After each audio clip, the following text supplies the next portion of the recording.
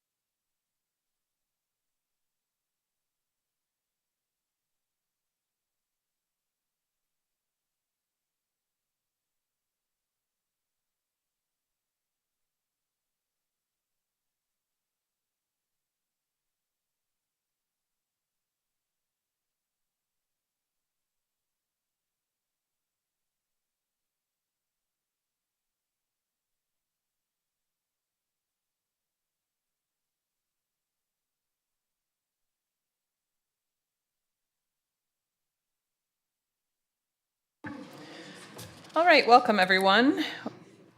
Before we call to order our regular meeting of council, we will acknowledge and recognize that we work, live, and play in the city of Port Alberni, which is situated on the unceded territories of the Shuswap and Huipachesset First Nations.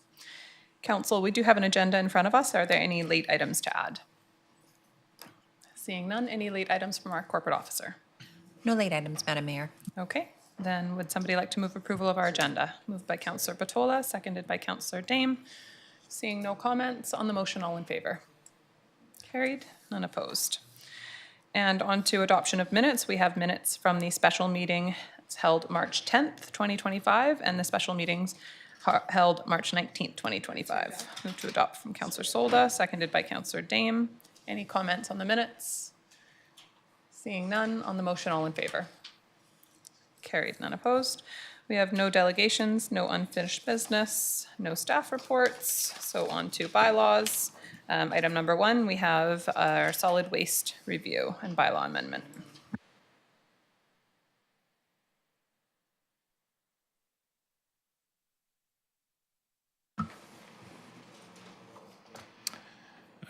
Thank you, Madam Mayor. So today we have an amendment to our solid waste bylaw in order to meet the requirements of the intent of the bylaw that was adopted by council last June or July, sorry.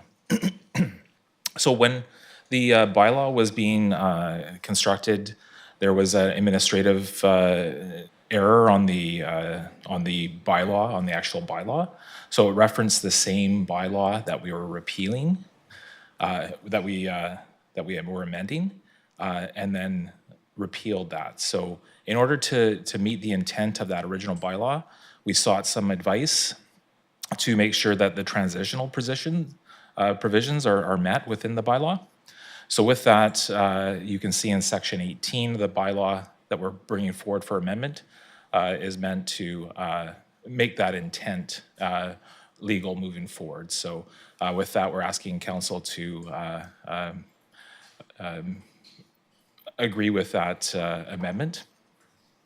Secondly, there was also some other cleanup that was done at the same time when we had that reviewed. So with that, there's some language in there just to clarify and clean up, and we've taken the advantage of doing that.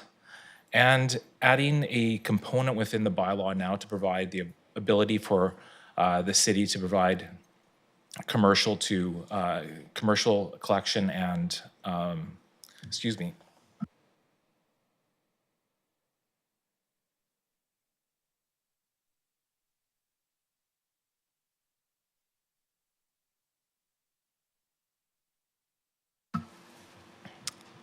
Apologize for that.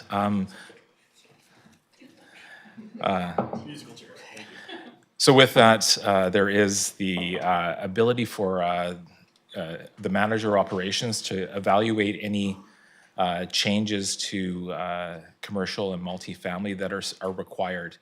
So when we originally brought forward the changes to the bylaw, the intent was to not collect from commercial, but we're finding that there's a gap in service in the community. So where required, the city has provided service. We would like to make that recommendation to council to provide commercial service where required, where there is a gap, and also seek the ability to divert organic waste where we can from commercial. So we'd work with the ACRD, but try to find a solution to start to divert more organic waste. So within there, that's another small change that was made. So with that, staff are making the recommendation to provide the first 3 readings of the bylaw amendment for solid waste. Thank you very much for that information. Council, are there questions? Councillor Mealy. Thank you, Madam Mayor. Just more of a comment, just really happy to see that if there is any gaps in the system that the city can provide the service still. Over the years, the city was providing that service years ago. So, and I do know there are private contractors within the community that does take care of this. However, if there is a gap and we need to make sure that the garbage is going into the right place, I'm glad we're going to do it. So, and the rest is just cleaning up the bylaws. So I'd be more than happy to make the motion if you require, Madam Mayor. I move that solid waste collection and disposal bylaw number 5120, 2025 be now introduced and read a first time. Thank you. Moved by Counselor Mealy, seconded by Counselor Dame. Any comments? Seeing none, on the motion, all in favor? Carried, none opposed. Counselor Mealy? Thank you, Madam Mayor. Move that solid waste collection and disposal bylaw number 5120/2025 be read a second time. Thank you. Moved by Counselor Mealy, seconded by Counselor Dame. Seeing no comments, on the motion, all in favor? Carried, none opposed. And Counselor Mealy? Thank you, Madam Mayor. Move that solid waste collection and disposal bylaw number 5120/2025, sorry, be read a third time. Moved by Counselor Mealy, seconded by Counselor Dame. Seeing no comments, on the motion, all in favor? Carried, none opposed. Thank you. Thanks very much, Andrew. And on to item number 2, a business license regulation bylaw number 4951-03, recommendation from the committee of the whole meeting. Scott.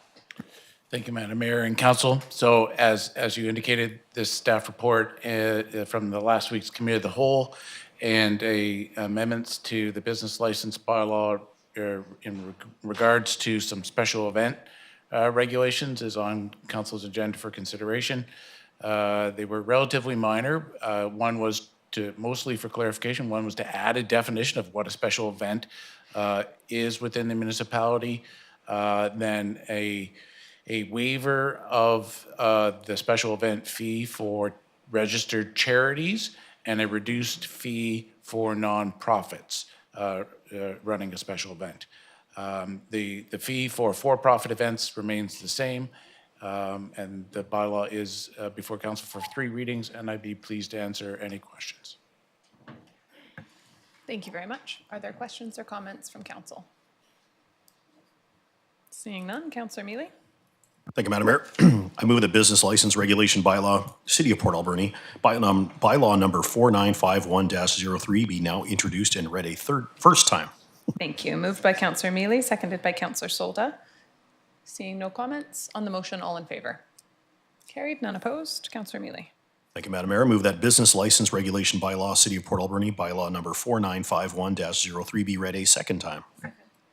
Thank you. Moved by Counselor Mealy, seconded by Counselor Solda. Seeing no comments, on the motion, all in favor? Carried, none opposed. Counselor Mealy. Thank you, Madam Mayor. Move that business license regulation bylaw, City of Port Alberni, bylaw number 4951-03 be read a third time. Moved by Counselor Mealy, seconded by Counselor Solda. Seeing no comments, on the motion, all in favor? Carried, none opposed. Thank you. And item number 3 on our agenda is OCP and zoning bylaw amendments for 6123 and 6151 Russell Place. Brian.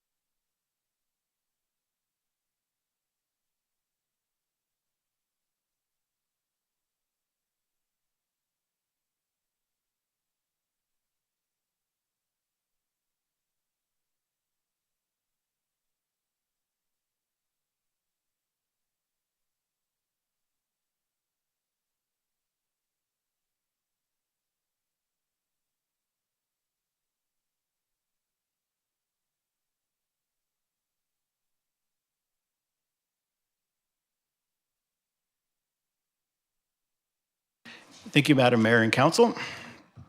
So today we have a development application which is proposing OCP and zoning bylaw amendments. One of the amendments, these are both text and map amendments, so they would be text amendments to these bylaws and then a map amendment at 6123, 6151 for the zoning bylaw. Okay, so these are the subject properties, also known as Suayus or Rainbow Gardens. This is a care facility and surrounding housing located at the corners of Russell Place and Russell Street, in what's also colloquially known as the Westport neighborhood. And how this development application came to us is really that the applicant, the West Coast Native Healthcare Society, approached staff with a proposal to develop affordable seniors housing on their lands. more housing. They have some already, but they brought a proposal for us for another building. And upon reviewing our bylaws, we realized that some text amendments were required to add policy support for the development of housing on institutional lands. And so we've brought those amendments here today for your council to consider.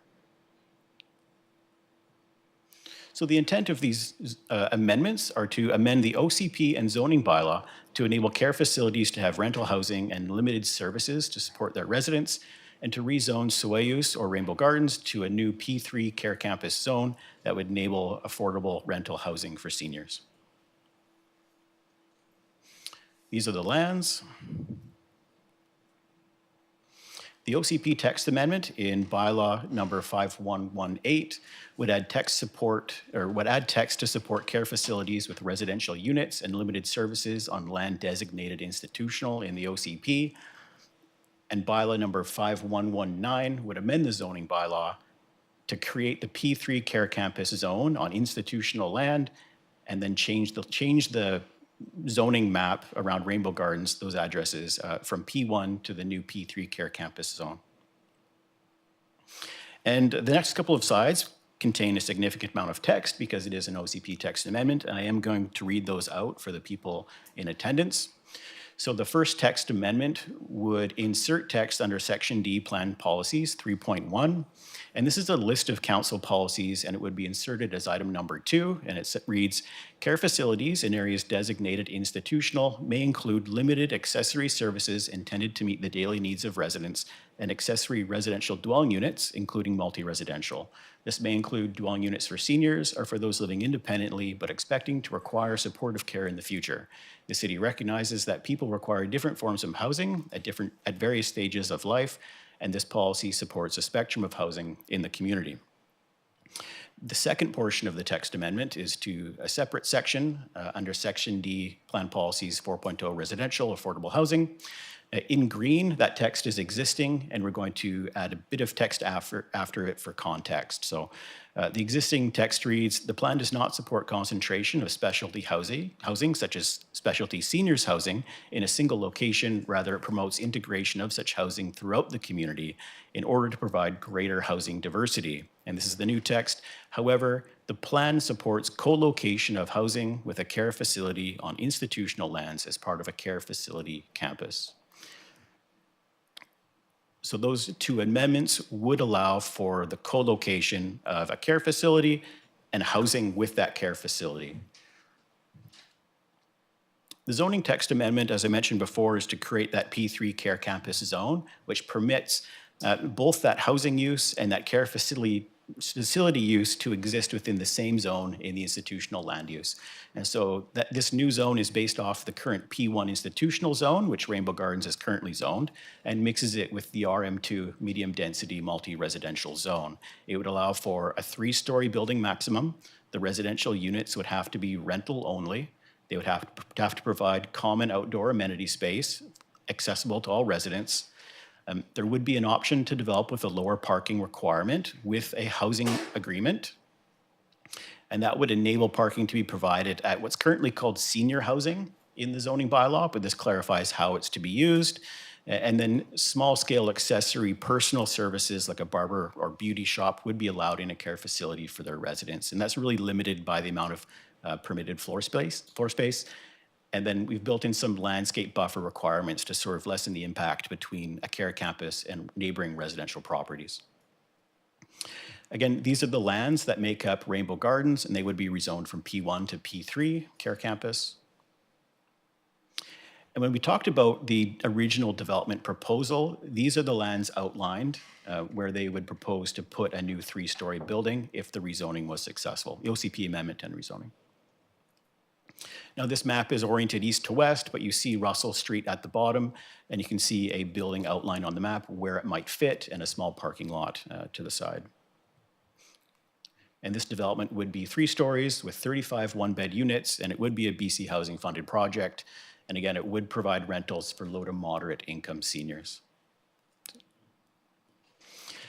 We've been discussing this with Rainbow Gardens for quite some time. We issued public notice in June 2024 to the surrounding neighborhood, and then we held a public information meeting at Rainbow Gardens with the applicant. And the discussion at that public information meeting was really around the future housing proposal. And people who attended did support or did voice support for additional affordable housing, and that it was much needed in the community. But there were some concerns around the scale and density of the proposed development, concern that the location wasn't well suited for the targeted demographic, in this case, affordable seniors housing, because there's a lack of transit in the area in particular.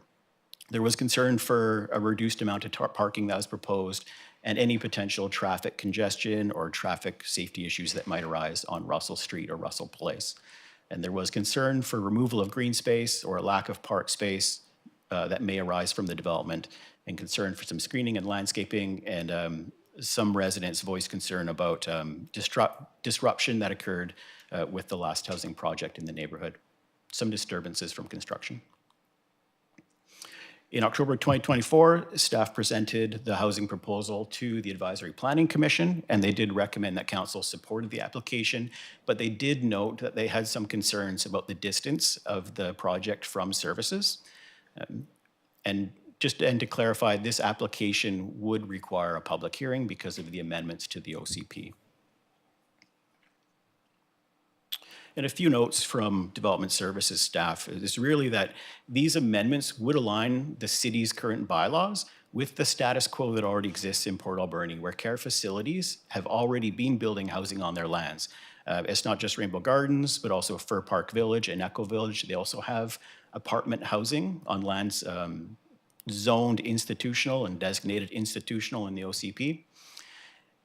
And creating the new P3 Care Campus zone would be an option for future care facilities in the city to develop housing on their lands, affordable housing.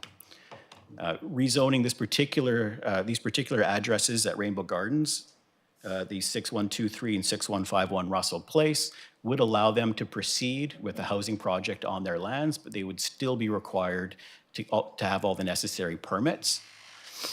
And this would enable that affordable seniors housing, which was identified in the city's housing needs report and data inventory as being so crucial to the community. Somewhere around 50% of senior households in Port Alberni are in core housing need, which means their housing is either not affordable, it's not large enough for the size of their household, or is in need of repairs. And just to put some things in context, this future potential project would be 35 units of seniors housing. That would constitute about 17% of our immediate housing need for below market rentals, and only 2% of the overall housing units that we need immediately in the community. So if this project was constructed, we would need another 4 projects just like it to meet our immediate housing need for below market rentals. And again, another note on the end, just to go over again, that the property is not within walking distance of services or people's daily needs, and transportation options are limited, and access to services may be a challenge for those without a vehicle. The location is not ideal, and this is something we did here when we did the OCP amendment pre-engagement and the public information meeting. We heard from some residents that is a challenge, and it's something that we do want to address and make clear that the housing is much needed. This might not be the best location, but when staff recommends support for this, it's because that housing is in such need in the community. So council has options. Council may choose to give first and second reading to the OCP and zoning bylaw amendments. And then council also may choose to advance the application to the amendments to a public hearing on Monday, April 28th at 6 p.m. Or council may give first reading to the amending bylaws and direct administration to conduct additional community engagement, or council may decline to give first reading to the amending bylaws. And staff are recommending that OCP Amendment Bylaw 5118 and Zoning Amendment Bylaw 5119 be giving first and second readings, and that the public hearing is scheduled. But I will note that since we submitted this report, a federal election has been called for April 28th. So council may wish to advance it to a public hearing at the next meeting on May 12th, 2025. Thank you. Thank you very much. Councillor Solda. I have no questions, but I'm going to just go right to the meat of this. Madam Mayor, I move that the official community plan amend bylaw number 5118 be now introduced and read a first time. Thank you. Moved by Councillor Solda, seconded by Councillor Mealy. Comments? Councillor Patola. Thank you, Madam Mayor. I find this is, again, causes me trouble because of process. And I think the suggested changes to the OCP and creation of the campus zone are excellent ideas. I see that not only do they fit with practice that currently occurs, but they just fit with good sense. So I would be very much in support of the concept of the zone within the city. I have some concerns about this particular proposal, and this is where I find the difficulty in process, is that we only make changes to OCP and zoning bylaws, and then what gets built is something that council doesn't comment on. And perhaps that's the proper way. I just have difficulties with that.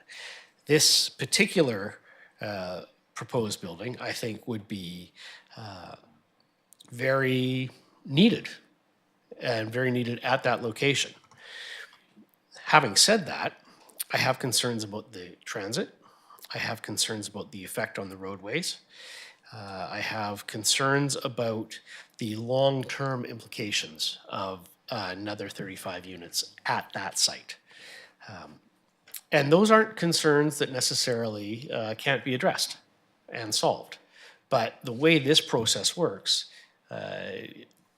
if council approves the zoning change, then there's no further power or involvement of council to correct and provide solutions for the problems that clearly will arise from this proposal.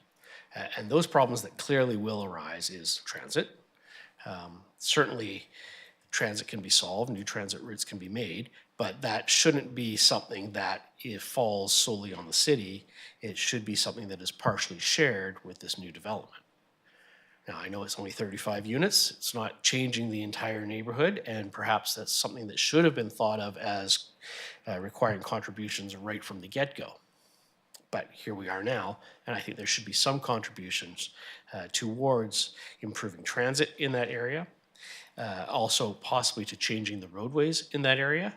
I'm concerned about the intersection with Highway 4 and traffic going through there.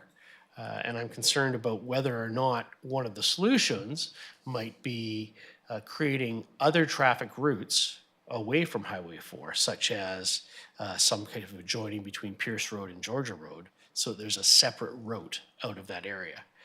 That, of course, costs money, and I would think that new development should be contributing to that.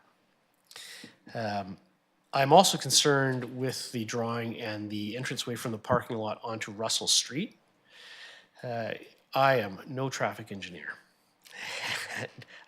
but it would, in my lay opinion, it would seem to me to be a better traffic flow if the entrance to the parking lot was off of Russell Place, and thereby only having one interruption of traffic flow on Russell Street instead of creating a second interruption of traffic flow on Russell Street, where presumably there will be pedestrians associated with this facility. I just think it would be a somewhat safer approach, although, again, there are certainly concerns with seniors living in an environment where they have the steep hill, no access to transit. But any little improvement might be a positive one. So those are my concerns, and I realize that the traffic concerns, we're not talking about the 401 here, right? But it is an increasing traffic concern at that intersection. The traffic report that was provided in the report concerning the accidents and fatalities that have occurred there are concerning, that as we expand in this area, and certainly it's an area where there is potential for even greater expansion in the future with the undeveloped properties in the area, we need to address the traffic flow. So we're not going to solve it all now, but I think there could be some positive thought towards what the future will look like. So I think probably what I support is the OCP change, but at this point in time, not the zoning change, without a bit of a redraft to address those problems that were clearly raised in the report and I think really fairly dealt with. But I think there should be some contribution or planning in the development itself to deal with solutions to those issues. Thank you. Thank you for your comments. Other comments? Councillor Solda. Yeah, since I represent the city as a liaison, no voting rights on Rainbow Gardens, I just want to talk about a couple of things. I thought the transit, just maybe I'm wrong, the transportation assessment was the one that would cover all the bases, but okay, so maybe we can get some more detail on that if you have that. And that's my first part of it. Brian, go ahead if you have any additional information you're able to share. To the Mayor, to Councillor Solda. The full transportation impact assessment is included in the report, and they looked at Russell Street, they looked at Russell Place, they looked at the best place where an access could be put. Originally, the access was located on Russell Street closer to the intersection with Russell Place, and the traffic engineer found that there weren't enough sight lines available. It wasn't a long enough sight distance available from that entrance to the top of the hill on Russell Street. And so the entrance was moved back quite a ways further down Russell Street to create enough distance for a safe access. The issue with putting a parking lot access off Russell Place itself is the issue that the site has quite a bit of topography where it comes downhill actually to Russell Place. So the safest entrance given sight lines was from Russell Street. We can take this as staff. I mean, obviously council giving readings is not the end of the process. We can take it away and do more, but we'd have to bring that back at a public hearing and no later. But at this time, as staff, we feel that they have gone above and beyond with their transportation impact assessment for the scale of development that's being proposed. The report did indicate that transit service and facilities weren't great in this neighborhood, and neither was the active transportation infrastructure. So multi-use paths, sidewalks, et cetera, could all be better.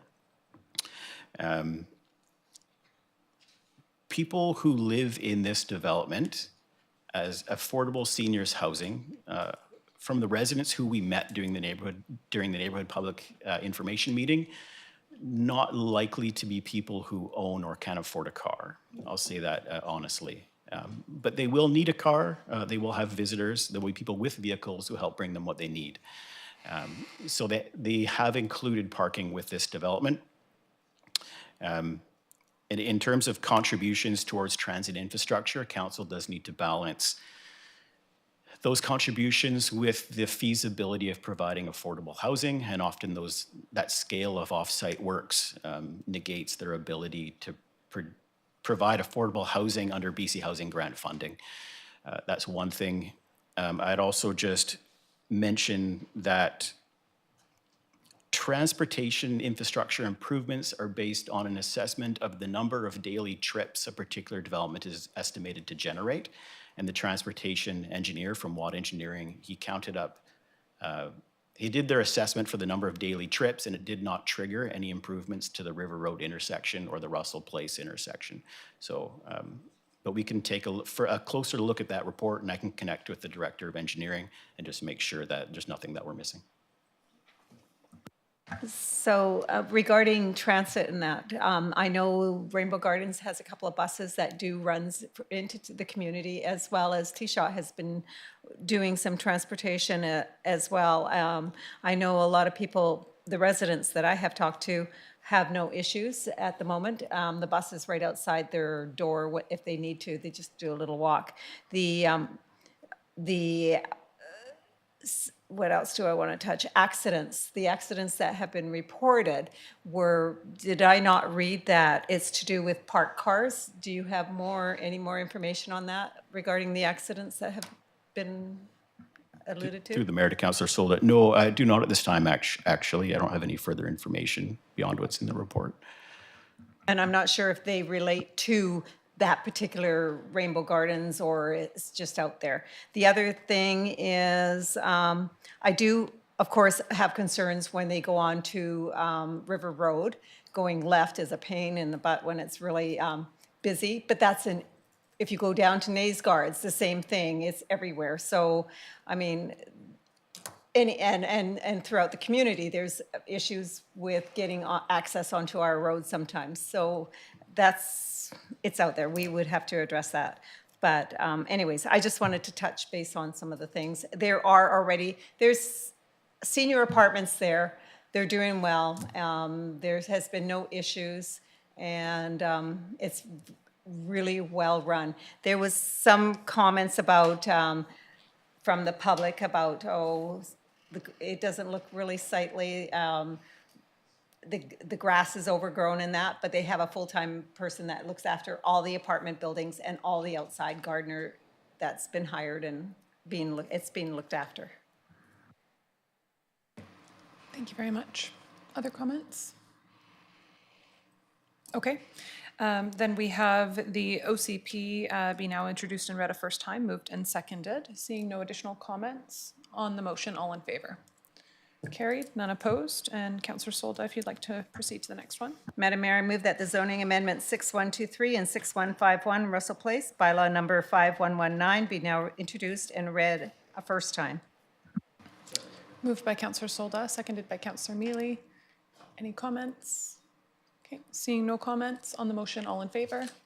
Okay, carried, none opposed. Thank you. And Councillor Solda.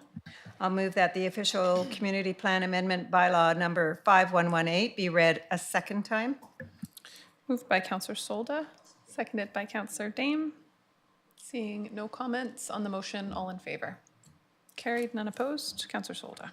I'll move that the zoning amendment 6123 and 6151 Russell Place, bylaw number 5119 be now read a second time. Seconded by Councillor Mealy. Seeing no comments on the motion, all in favor? Any opposed? Carried, thank you. And last one, Councillor Solda. Just before I read that one, Madam Mayor, the Monday, April 28th, there was a... What was the next? May 12th. May 12th, although it's a little longer, but they've waited this long. So I'll move that the amending bylaws number 5118 and 5119 be advanced to a public hearing on Monday, May 12th, 2025 at 6 p.m. City Hall Council Chambers.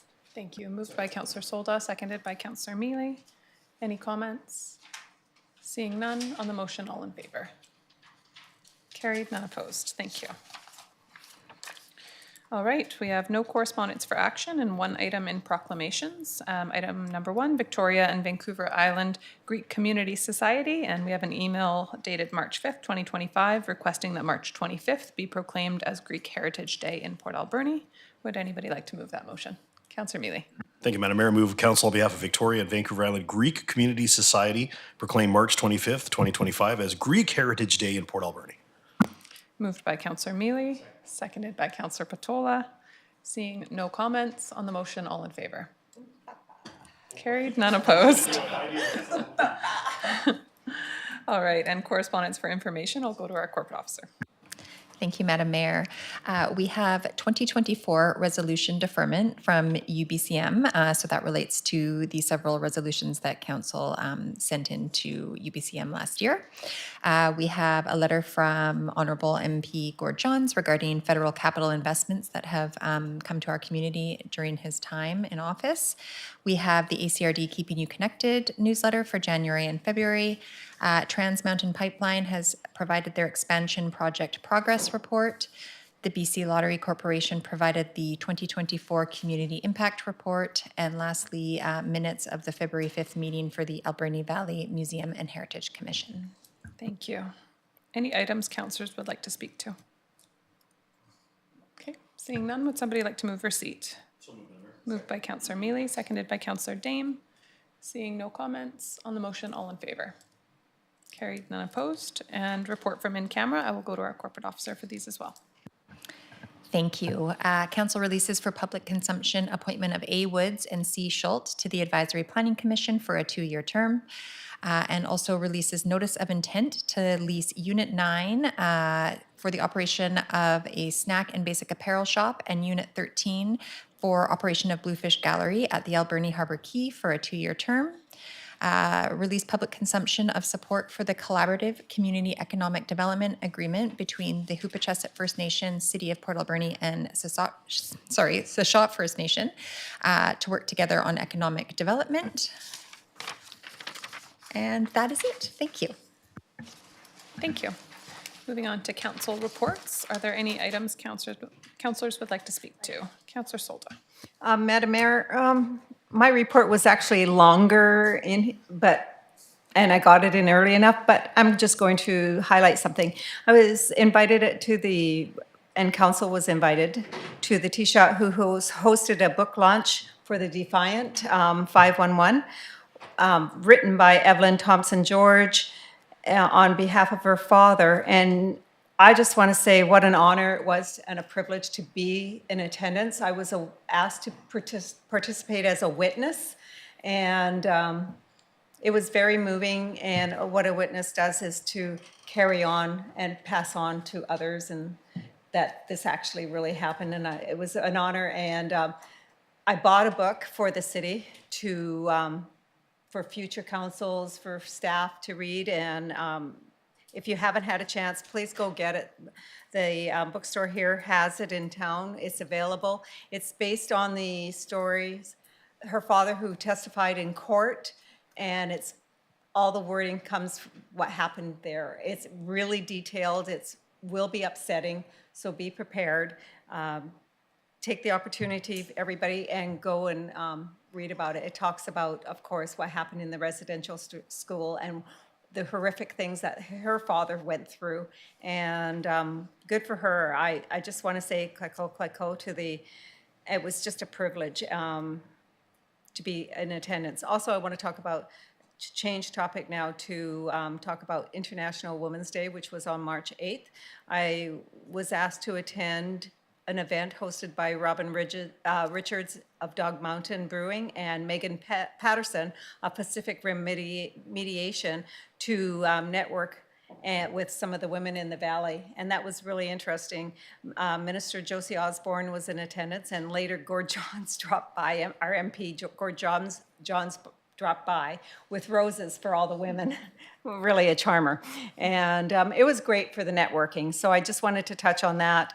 And of course, I was in attendance at the ACRD board meeting, alternate for Councillor Haggard. And it was interesting. There was a touch on ACRD procedure bylaw update. So yeah. I just wanted to touch on highlight a couple of little things there. Thank you, Madam Mayor. Thank you very much. Councillor Mealy.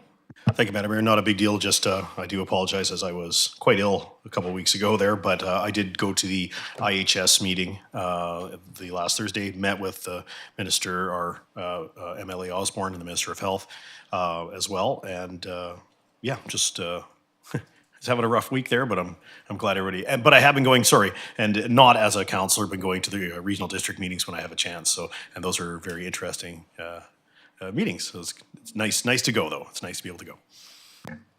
Thank you very much. Any other items? Okay, then motion to receive by Councillor Mealy, seconded by Councillor Dame. Seeing no comments on the motion, all in favor? Carried, none opposed. Thank you. On to new business. Item number 1, we have the municipal alcohol policy, and this is a recommendation from the March 17th Committee of the Whole. Would somebody like to make this motion? Councillor Dame. Thank you, Madam Mayor. I move that Council direct administration to work with Island Health to develop a draft municipal alcohol policy. Second. Thank you. Moved by Councillor Dame, seconded by Councillor Patola. Seeing no comments on the motion, all in favor? Carried, none opposed. And item number 2, we have Alberni Clayoquot Health Network living wage calculation, and this is another recommendation from the March 17, 2025 Committee of the Whole meeting. Councillor Patola. Thank you, Madam Mayor. I move that council support in principle completion of the living wage calculation for Port Alberni by the Alberni Clayoquot Health Network. Thank you. Moved by Councillor Patola, seconded by Councillor Dame. Any comments? Seeing none on the motion, all in favor? Carried, none opposed. Thank you. All right, moving on to question period. This is an opportunity for members of the public to ask questions of council on decisions or recommendations made during the course of our meeting, and up to 3 questions per speaker are able to be accommodated. Would anyone like to ask questions today? Okay, the woman in the back, you're welcome to come forward.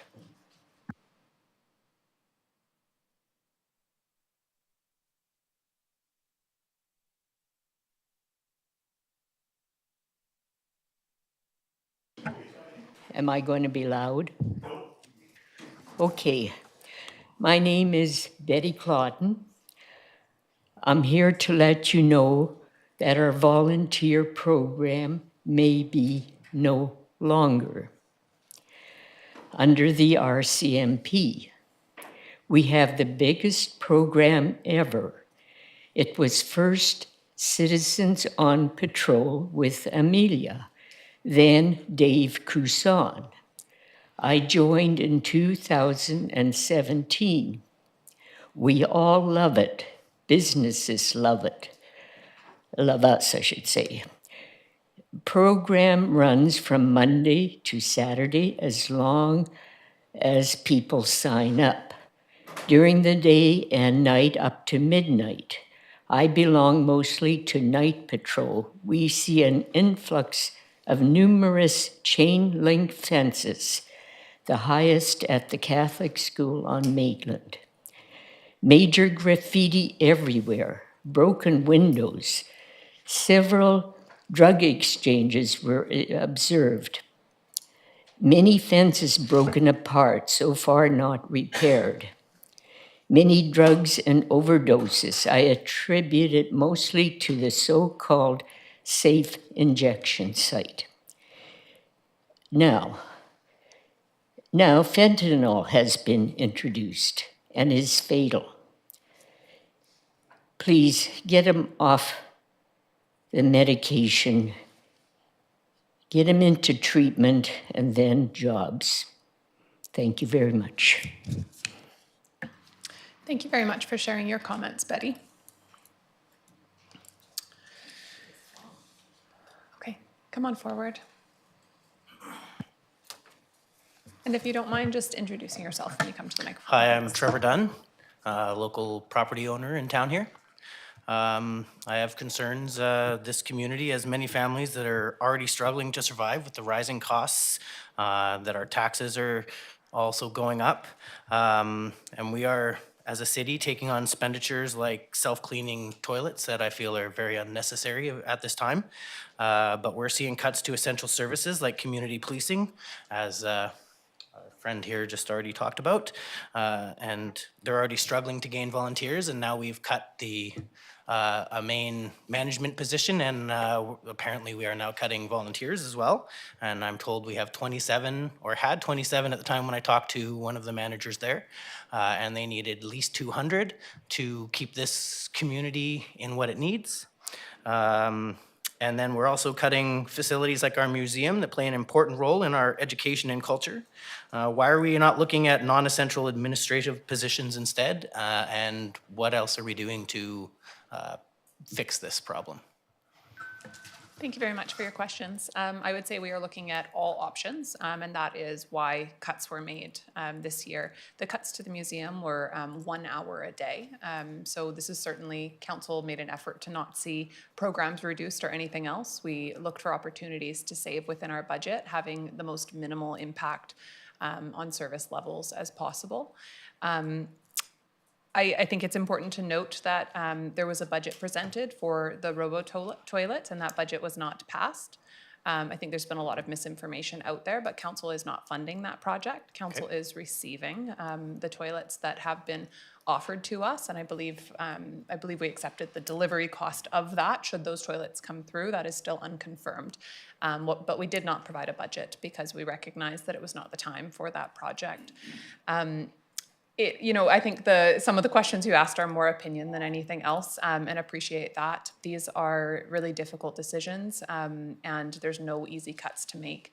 I think if you asked 30 people, the first 30 people you see in Port Alberni, what non-essential administrative positions are, you'd get 30 different opinions. And Well, so I it's, just, sorry to interrupt, but I do believe that cutting community policing is definitely not one of those places that we should be Yeah. cutting, especially when we're seeing the rise in all the drugs and all of the thefts and everything going on in this town. Yeah. I strongly believe that community policing should be getting extra funding as well as our police department. Yeah. And I do not feel that cutting that management position, from everything I've heard, that's not only we're going to lose volunteers from that just because they're going to stop volunteering because of that. But I'm also hearing now that people are being told that they're not allowed to volunteer anymore. yeah, and that's not true. But I'll just go to Councillor Mealy because he has a little bit more information about that. Thanks. Oh, thank you, Madam Mayor. Yeah, so it's, so a decision to council to eliminate the position. I just, for full disclosure, I am a community policing volunteer. We had a meeting just this past week. The thing is we are not, as a city, telling people they can't volunteer. If there is people that are being told they can't volunteer, there She was is. told to hand in her uniform. So, and that is something that on a city side is not something that we're doing, but we do have, it's the city and the RCMP are together in this. So if there are requirements from the city and there are requirements from the RCMP. So I would ask, it's a little sensitive here, so I'm trying my best to not, but the RCMP is a big part of this at this point, and they have much more strict rules on how volunteers can work under the badge of the RCMP. So, but as a city's position, and I can say this confidently, is we're taking anybody that wants to volunteer and be part of the program to go through everything that I went through, the security checks and all that, to become a volunteer and get out there. The majority of the people in that meeting are volunteering this week. I looked again, where there's shifts going out this week, and that was the decision of the group to do that. It was suggested to take a week off, let everything kind of clear, with the position being eliminated and the person being eliminated, but the crew wanted to go forward. So there's a speed watch going out tomorrow. I know there's at least one nighttime patrol on Thursday, I believe, and then one on Friday. So the volunteers are still doing the job, and kudos to the volunteers. Not me. 27 of them, yeah, that's absolutely. kudos to And them, they put in 4,000 hours. The majority of those people put 4,000 hours last year, which a community like Nanaimo can't even do. So we're doing, and that's present company accepted, of course. So, but to say that, sorry, and I apologize, I'm not trying to debate you in any way, just more along the lines, just coming forward with the information is that if people still want to volunteer for community policing, they can. If there are things that they're doing that eliminates them from an RCMP side, that's an understandable state. But for the most part, everybody that wants to volunteer can volunteer. And in fact, I'll take this time to say, contact us at the Public Safety Office and come and volunteer for your community. So I appreciate it, Mr. Dunn. Thank you, sir. And my other point would be on what are we doing to help with the drugs and the theft and all that stuff? What are we as a city trying to do to correct this? Because it is obviously a big problem. We can't just move them from here to another place. That's something everybody's already doing, giving them a bus ticket, sending them to somewhere else, somebody else's problem. It's got to stop somewhere, obviously. I know we're not a huge town to be able to afford those kinds of things, and it's a tough problem to deal with, but we definitely need to deal with it because it is becoming a horrible problem. I have a 5-year-old daughter, and I fear to take her out anywhere in town, especially after dark. We're failing our people. Like, we're here to serve our people, and we're not doing that. Thank you. We are approaching the overdose and crime crisis that exists from a multifaceted approach. So a big portion of the efforts we've been making over the last, I would say, 5 years are around building housing. We've built a lot of housing in this community. We've brought an incredible amount of supportive and affordable housing into the community because the basis of crime is desperation, and people without homes are more often than not in desperate situations. So we have been approaching this from a housing perspective. Of course, we've also been supporting RCMP. I think the vast majority, or about half of our budget increase this year, was in RCMP costs. I think 8% out of the 13% or something like that. That's not an exact number, but it was high, the increase in RCMP costs. And so we're trying to approach this from not only RCMP, but housing, service providers, et cetera, as well. We are a council that is extremely engaged with the service providers in our community who serve vulnerable members of the population, but these issues are not going to be solved overnight. Yeah, oh, definitely. Well, thank you for your time. Thank you. Are there other questions from members of the public? Bob?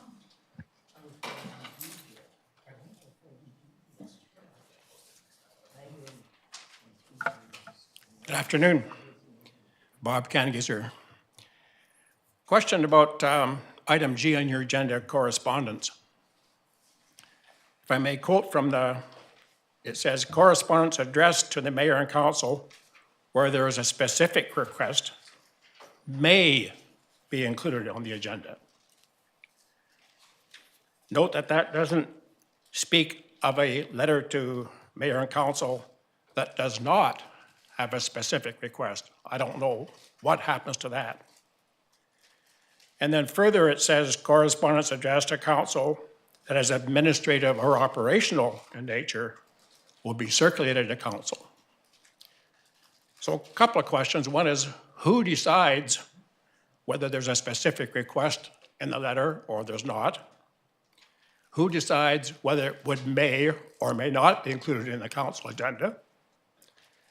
And then who decides whether the letter is administrative or operational in practice?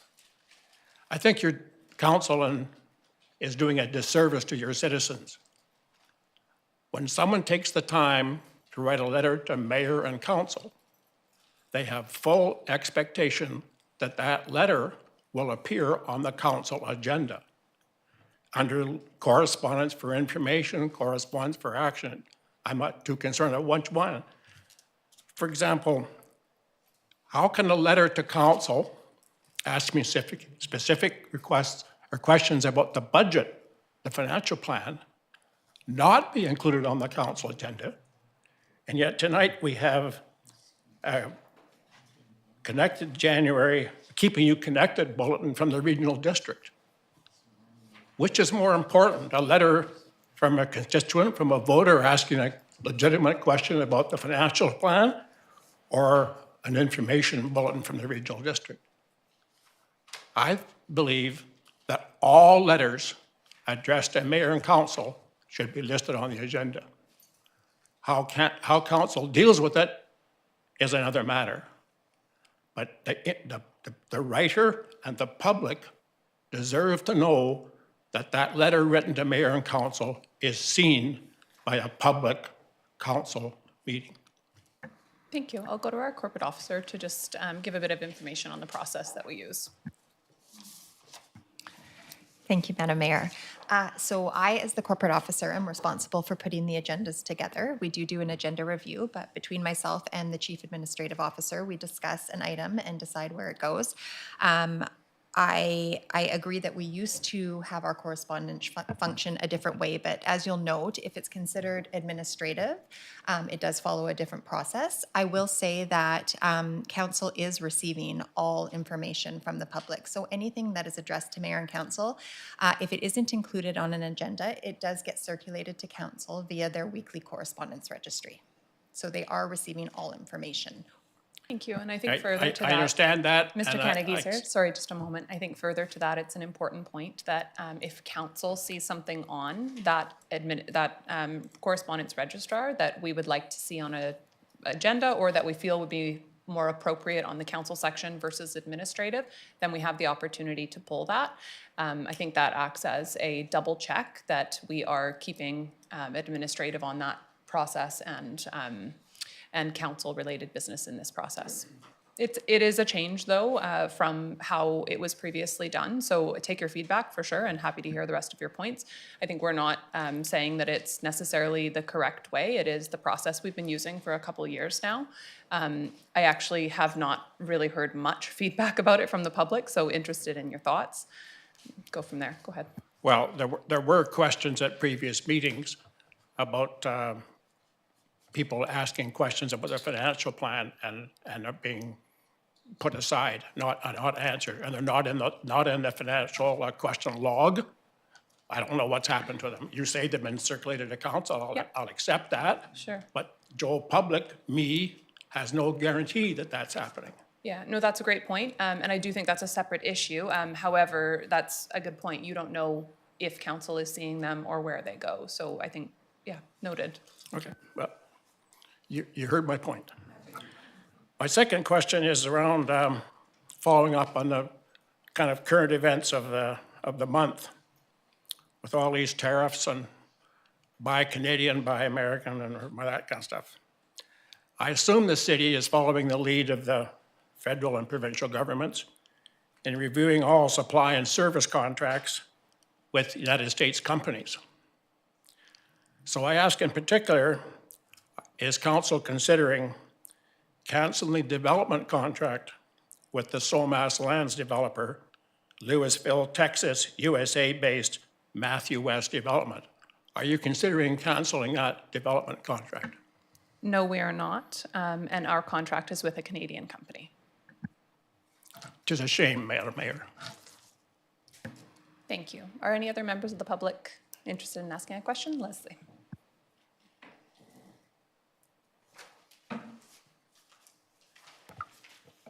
Hi, Leslie Valerius, 5367 Russell Street, right across from Rainbow Gardens.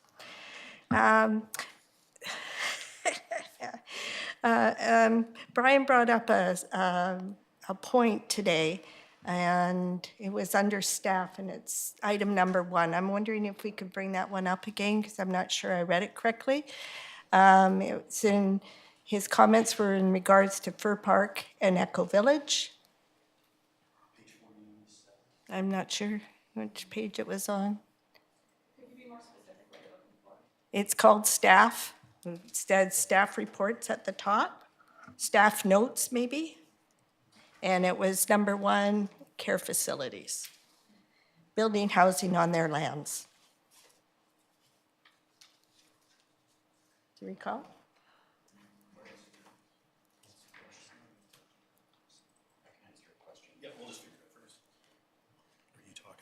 Not that page. Nope. Okay, keep going then. Yep. It's called staff reports.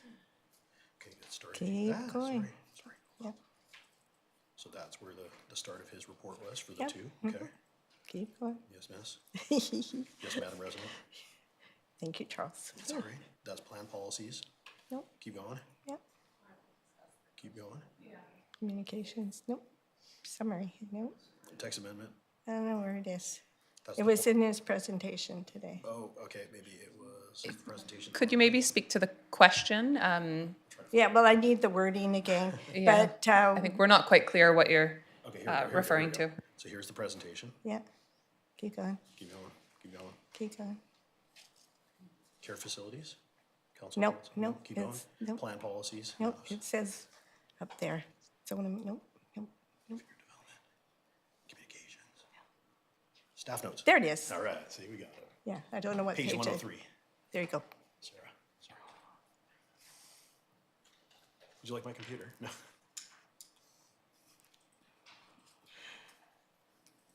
My mother, And are you bringing it up? I'm not sure if you're bringing it up. if she can, that'd be great.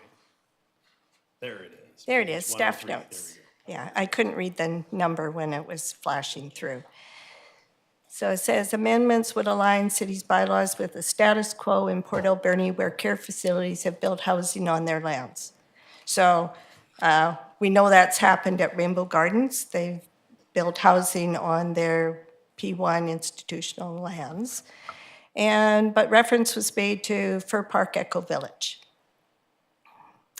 So I'm not quite sure how that came about for Park Echo Village. I belong to the Alberni Valley Senior Citizen Housing Society, and my husband here is the president.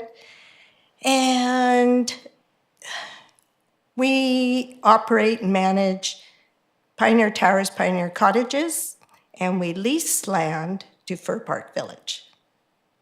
So I'm not sure where the housing aspect comes in, unless you were thinking both of our societies were merging. I don't know. I'm not really clear what the question is, to be honest. I think Councillor Charles Mealy, may- go ahead. I could take a stab at it, absolutely. So from the report, I think we're talking about the zoning here in a P1 to P3. So if I'm not mistaken, I'd hate to speak for staff, so I'm not going to be for sure, but what I get out of this is this could involve other P1s to P3s later on down the road. Would that be a fair assessment from staff? Or? So Just looking online is like what happens here might happen at other places, or at Yeah. least the opportunity to happen at other places if we make that zoning change as well. yeah, well, I think before we go any further on this, it would be helpful to have clarity on the question you're hoping to get answered. So well, that we I can just address want to it. know why you were referring to Fir Park Echo Village. Great. When the land they lease is from the Alberni Valley Senior Citizens Housing Society, which manages Pioneer Towers and Pioneer Cottages. Was it the thought that maybe all this was under one campus when it's not? I mean, it's a land that we lease to Fir Park Village. Thank you for the question. Now I could have it answered by staff, so I'll just call Brian up.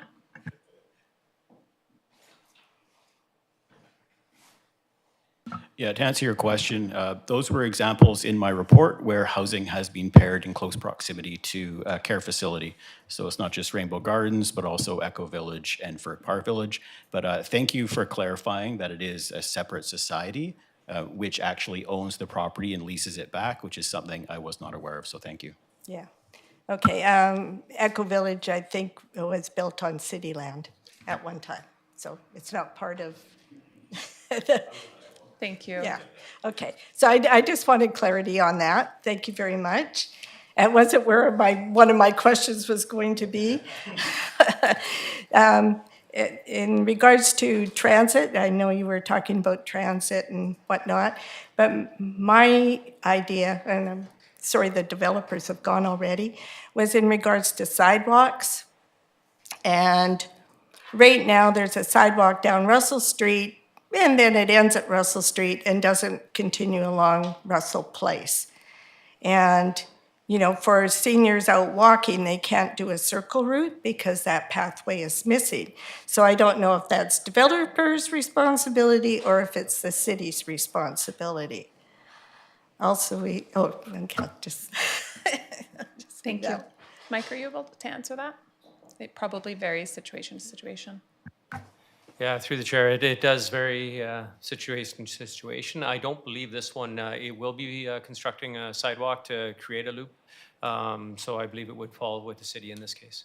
Thank you, and that's probably something council can keep in mind and potentially ask for from staff to work on. Yeah. Okay, and my next question is, it's information I picked up from the website. I looked at the value of the land and improvements at Russell Place, which is the RD20, the independent living. And its value is close to $4 million, it's $3,931,000. And they pay property taxes of $26,653.56 in 2024. And then we have the 6151 Russell Place, which is independent living, assisted, and complex care. And its land and improvements are $17,623,000. And yet, you're only paying taxes on improvements, on land improvements only of $712,000.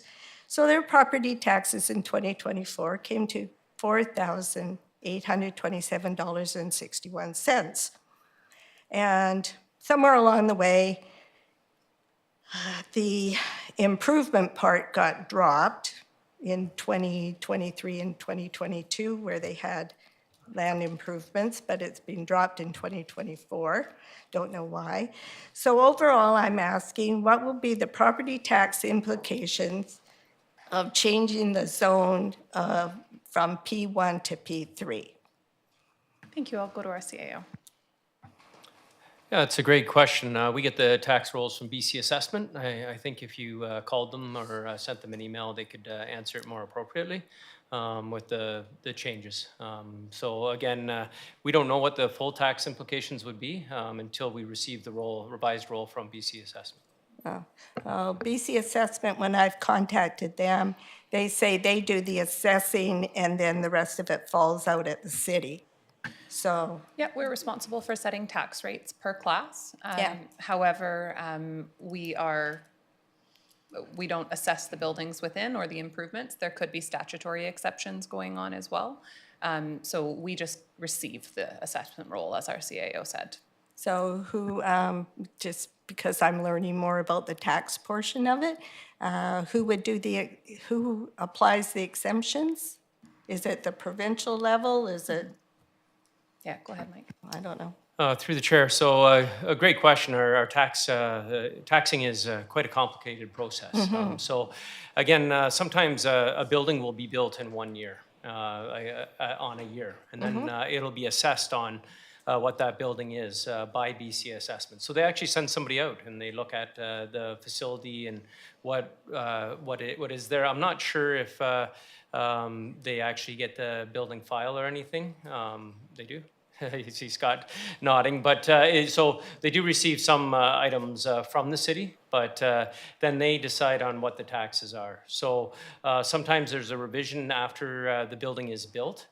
Sometimes you'll see taxes go up or down after a couple of years. Or sometimes there'll be a modification to a building or a change in use of the building that still meets their zoning. And then it's BC assessment becomes aware of it and changes the taxation on it. So again, it's not just a simple question. I know that some of our councillors at UBCM got to sit down with BC assessment for, I believe it was an hour, and have a really good conversation and about the taxation and what BC assessment does. I know there's a lot of information online, and but at this stage, I don't believe we will understand the full taxation of this property in the class and what exemptions it will have. Okay. Just a little bit further to that, though. Before they build, does the land become a P3 now with what currently sits on it, or does the P3 happen only with the new build happening on it? Scott.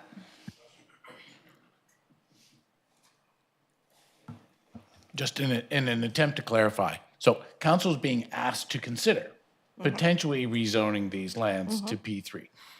So they've given 2 readings to the bylaws to potentially do that, and a public hearing has been scheduled. So the public hearing will be held, people will be able to provide their comments, and then it would be up to council whether they pass those bylaws.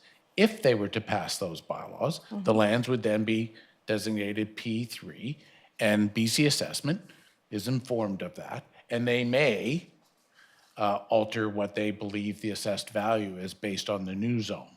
But I can't tell you what that might be. That's up to BC assessment.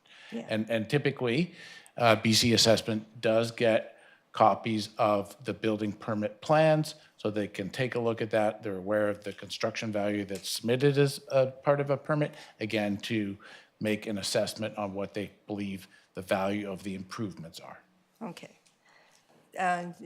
Just for further clarification then, so Russell Place at 6123, where it's the RG20, the independent living, if they pay taxes and have been paying taxes up to 2024, changing it to P3, would they still be paying taxes in 2025?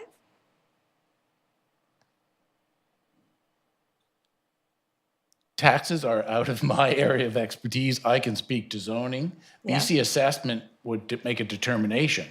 Like, there may be exemptions that I'm not aware of, but I don't think a change from the P1 to P3 zone would change the exemptions that may or may not be available to them. So, but I'm not BC assessment, don't want to speak for them. Thank you. I'll go to our CAO for additional information. Yeah, through the chair, I think your questions are more aligned to BC assessment. Again, you're asking us to talk about taxation, which isn't our expertise. We rely on BC assessment. Everybody does across BC. So I know they have a lot of information about the questions you're asking online. So you may be able to find some clarification there. And you may be also to find out what exemptions are enabled on some of these types of properties. Again, I wouldn't want to answer a lot of the questions on BC assessment from my understanding. So again, I would leave it to BC assessment. I know a lot of things that are mentioned in council chambers were held to. So I believe with this being in BC assessment's jurisdiction, I think that would be where it is and where you should find out to seek that clarity. I know there are some people that go for courses for quite a long time to different universities to try and figure out the different assessment processes and changes in legislation that have effect every year. So I would suggest doing more research or calling BC assessment. Just for information, I have called BC Assessment, and they always refer me back to the city when it comes to the taxation portion. I think because the two issues absolutely overlap, you're not wrong on that. However, what we're telling you is that we set tax rates based on the rolls that are provided to us. The determining of the rolls and determining of taxable values is BC assessment side of things. Yeah. So there's a clear divide, and the questions you're asking are about the side that is not ours. They're good questions, but we do not determine whether someone gets a statutory tax exemption. That is completely outside of our scope. We don't determine if a building's use is taxable or not, and we don't determine how much they're assessed for. Once a building is assessed and has a taxable value, then we set that tax rate in a very basic way. Okay. Thank you. Good. Thank you very much. Are there any other questions from members of the public? Joseph.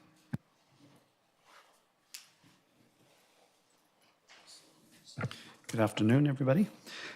Just a quick, I could come to the public presentation on the 12th, I think of May it was, but I may not be here, so I'm going to throw these out there just for consideration. So I'm going to ask a question. Timberline was built on Anderson, which is seniors housing, independent living. And I mentioned this when that was, something came up in that there's no bus there either. And they have to walk basically, I think, to McDonald's, I think, is probably the closest stop, I think. And so that was an issue that was built there. Again, people that aren't driving have to get around, use transit, depend on people to pick them up, that sort of thing. So that was a question there, and I don't think anything's been addressed by transit on that yet to see if a bus could be brought close to them so that could be utilized. Now, Rainbow Gardens is even worse as far as accessibility to places. I think the only bus stop would be on Falls Road or probably River Road. Which is quite a distance. And again, this is independent living that's being proposed. And I did meet a gentleman on this, is prior to me knowing anything about this coming up on today's agenda. But I talked to a gentleman that's been at Rainbow Gardens Independent Living for a year now. And I just asked him, I said, how do you like it? And he said, I like it. I've been there about a year. And he said, I like it. It's very nice. He said, oh, one thing I don't like, it's too remote. That was his issue. He has a hard time getting anywhere. And so for him, that was his comment. I didn't question him on what it was like getting around. I just said, how do you like it?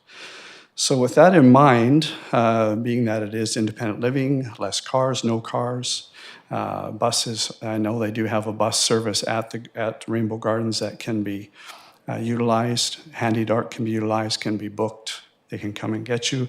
People can come and get you. But as far as a regular service where people can just say, I've got up today, I haven't pre-planned a trip with Handy Dart. I'd like to go somewhere. Those kind of options aren't there.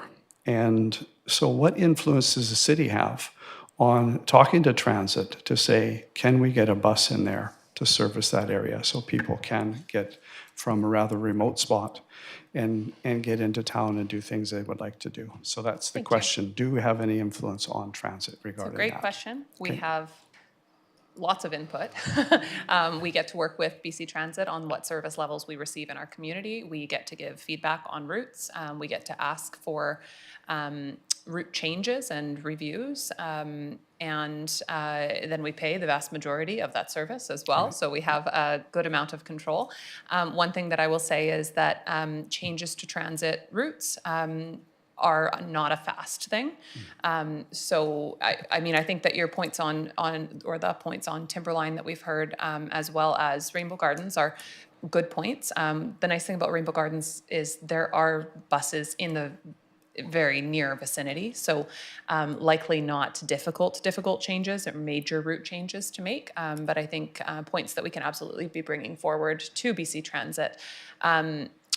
Another kind of comment that we have seen, because I know it was probably 8 or 9 years ago that we did the last major change to transit routes in the community. When you make changes to transit routes, ridership drops really significantly for a period of time. And that is a very important thing to acknowledge, because that ridership takes a long time to come back. People who do rely on transit rely on it to be consistent, and have a hard time when it is interrupted or changed, even if those changes are planned. So BC Transit, I know multiple times to us, has really cautioned to not make small changes to routes, but rather, because those small changes lead to large effects, but rather to make, to do community assessments every few years to understand if the routes are serving us still. I know that in my conversations in the community, I often hear people bring up transit really as we can't really rely on it because it's not a thorough enough service at this point. So it's certainly a balance of, do we invest more in transit to make it a service that everyone can use? Or do we just do smaller changes? And it's actually, to be honest, a conversation that this council hasn't really put a lot of thought into yet. So I think it's really worth noting. Appreciate your points. And we have potentially strategic planning conversations coming up. This might be something we want to discuss there. Thanks. Go ahead, Councillor Solda. I just want to add, if you read the report there, the existing transit network at Rainbow Gardens, the existing transit network is in the vicinity of the site includes 2 bus routes, Route 3, River Road, and Route 4. Crosstown, which only operates in the evenings. Both routes have a stop located on Compton Road, Falls Road. This stop is located 350 meters from the proposed building, a 5-minute walk. However, the problem is there's no shelter, there's no benches, and that can be addressed as time goes on. So it's a 5-minute walk. And there'll be scooter parking at this new building. So a lot of people are on scooters too. So just so you're aware of that. Thank you. Mike. And through the chair, I also just want to make sure the public's aware of, at BC Transit, you can go on their website, type in Port Alberni and say contact us. All comments there that come from Port Alberni are tracked. And then next time at the end of the year when we have discussions about routes, they will bring those questions up as well. So it is a comment that we make every time we talk with them about where the senior homes are, where different activities are, where we can better our transit. And then it helps us make an informed decision as a city. Great, thank you. That's some good points. So that's good to hear that. There's a couple things about transit. It's good to know that. You can go on and make some comments on there too. I love the idea of being close to everything. So the closer in people are, the better. So that's why I mentioned, I think when there was a first proposal on some development, I said, great idea, it's needed, but location. That was the big comment. I think that was for a number of people. Another question I want to ask you is, I think, and this has probably come up again, and I know it's been discussed in last previous things that were happening with the development of Rainbow, was the promise of park space. And I don't know where that's going, because I think it's been kind of squashed for now, I think. So that's another question. Is that still being looked at, because there's limited space left on there now? Is park space still being considered in that area for the residents? Thank you. I know that we were waiting on a report at some point to discuss park options in the area. I think it's important to note that the discussion about a park is absolutely not just around, or would be focused on, the property of Rainbow Gardens. The original proposal from the city, when that land was originally sold to Rainbow Gardens 10 years ago, was for a park space to be built at the end of Russell Place, or where Russell Place and Russell meet, in the wooded, like right on the edge of the wooded area that is city-owned land. There's also another park space that I believe is also city-owned land within that subdivision. And then, of course, right across the street on River Road, there's a third park space. And so there's a greater conversation here about where a new park space will be focused and when. We certainly don't have a budget for it created right now, but we were intending to have a report to look at what the options were so that we could continue those conversations. And Mike, I'm not sure if you have any update on that coming to council at some point. Yeah, thank you. I know that we keep on gathering more feedback at the open house for the master planning that was held, I believe, last week. Had quite a few comments about parks and park spaces around the area. The draft is online, and further comments can be directed to that master plan. I know Parks, Rec, and Culture was waiting for that to inform the full community of where park spaces and prioritize them in that order. So council will be receiving that one of, I believe will be one of the, I believe it's the second master plan that will be complete. So that'll be coming back to council for more comment. Great, thank you again. That's, I've been trying to follow that the best I can. I think there was a meeting at the Barclay recently too. That was was that transit or parks? I can't remember. And I missed that one completely, unfortunately. But anyhow, yeah, so good to hear that. Yeah, the master plan in the park, there is different park. I thought it was in the general area of the Rainbow Gardens when the land was originally, brought forward to develop on there. So my last question is, I know there's going to be a public hearing on May the 12th. I think notices are sent out. I'm not sure how the people in the community, how notices are on the board. Usually for application, there's a sign there. You can ask questions. But as far as reaching out to the people in the community to make them aware of the public meeting, what does that look like? Does everybody in the area get a mail out? What does that look like for them in that area? There are legislated ways, methods that we're required to follow. So I believe everybody within a certain radius does get a mail out, and then we post it in the newspaper and on our social media page. I think the social media page piece is not legislative, but typically we do post the notices of public hearing on there as well. Thank you. Okay, thanks again. That was everything. Thank you. Thanks. Okay, any other questions from members of the public? All right, then would somebody like to move adjournment? Moved by Councillor Mealy, seconded by Councillor Dame. On the motion, all in favor? Carried, none opposed. Thank you.